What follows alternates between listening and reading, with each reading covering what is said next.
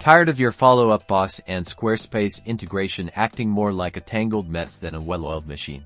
We're going to walk you through the simple steps to disconnect follow-up boss from Squarespace, giving you back control of your data and simplifying your workflow. First, log into your follow-up boss account. Look for your user icon or profile picture, usually located in the top right corner of the screen. Click on it, and a drop-down menu will appear. From this menu, select either Admin or Integrations. Depending on your follow-up boss account setup, this will take you to the Administrative Settings page.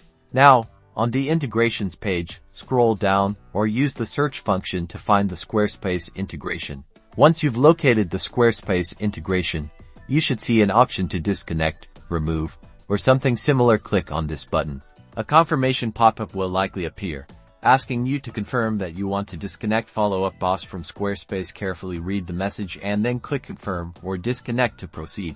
After confirming, the Squarespace integration should be removed from your list of connected apps. You've successfully disconnected follow-up boss from Squarespace. Now you can manage your CRM data independently and address any integration issues you were experiencing.